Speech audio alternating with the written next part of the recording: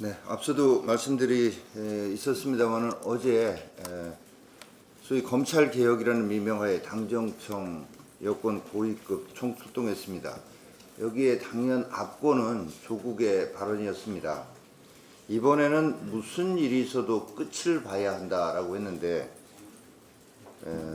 국민들께서 궁금한 것은 이 조국이라고 하는 사람의 뻔뻔함의 끝이 어디인가 이거를 궁금해하고 계십니다. 그리고 여권이 얘기하는 개혁, 검찰 개혁, 선거법 개혁 등등 다 이 모든 것이 실제로는 자신들의 탐욕을 가리기 위한 비비크림 정도밖에는 되지 않는다라고 평가할 수밖에 없습니다. 공수처법, 어제 공수처법을 조기 처리하기로 했다고 하는데 이제 깨어나신 국민들께서는 우리 당에 강한 요구들을 하십니다. 이 공수처법 통과시키려고 하면 옥새를 각오하고 막아야 된다라고 하십니다.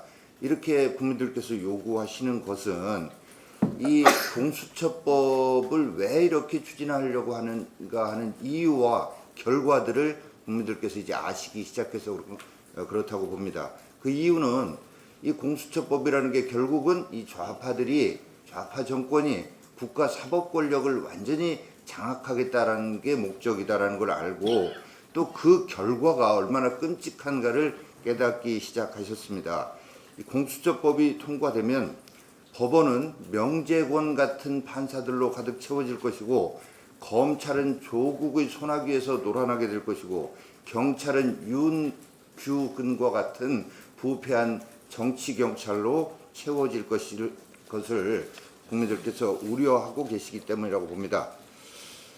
21세기 대명천지의 우리 대한민국의 상황은 지금 도둑이 검찰을 개혁하겠다라고 하고 법원은 검찰의 수사를 방해하고 홍위병이 날뛰고 대통령이 뒤에서 이 모든 것을 지휘하는 이런 상황입니다. 이 상황을 역사는 후일 좌파 반동기 내지는 한국판 문화혁명기라고 기록할 것이라고 생각합니다.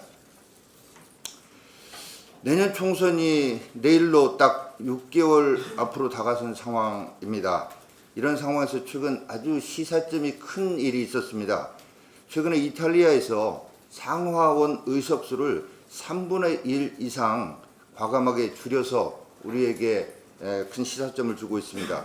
상원 합쳐서 945명이었던 의원 정수를 600명으로 대폭 줄인 것인데 97.5%라는 압도적 찬성률로 이탈리아 의회를 통과했습니다. 이탈리아 언론에 따르면 이렇게 줄이면 연간 1억 유로, 우리 돈으로 약 1,300억의 예산이 절감될 것이라고 분석했습니다. 이런 가운데 심지어는 북한마저 일본 언론 보도에 따르면은 공무원의 30%를 감축하겠다고 했다고 합니다. 일본 아사히 신문에 따르면 북한 김정은이 지난 8월 달에 1년 이내 정부 공무원 숫자를 현재의 3분의 1로 감축하는 내용의 개혁을 실시할 것을 지시했다고 합니다. 자, 이런 상황 속에서 우리나라만 정반대입니다. 이 좌파 연대로 입법 권력을 장악하기 위해서 연동형 비례대표제라고 하는 이 기괴한 제도를 패스트 트랙에 태우고 그리고 의원 정수 확대 이거를 끼워 팔기로 하고 있는 것입니다. 거기에다가 공무원 증원으로 일자리를 만들겠다라고 하는 망국적 정책을 취하고 있는 이 대한민국의 현실이 다른 나라와 대비돼서 정말로 더 암울하게 느껴지는 것입니다.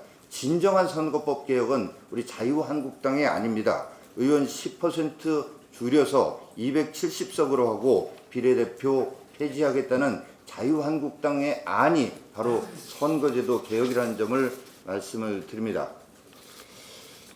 대표께서 언급하신 아프리카 돼지열병과 관련해서 참으로 소잃고 외양간 고치는 격입니다.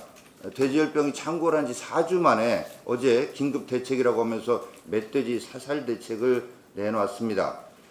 이 호미로 막을 일을 가래도 못 막는 이런 상황이 됐는데 한 명도 책임지는 사람이 없는 게 바로 이 정권의 또 하나의 특징입니다.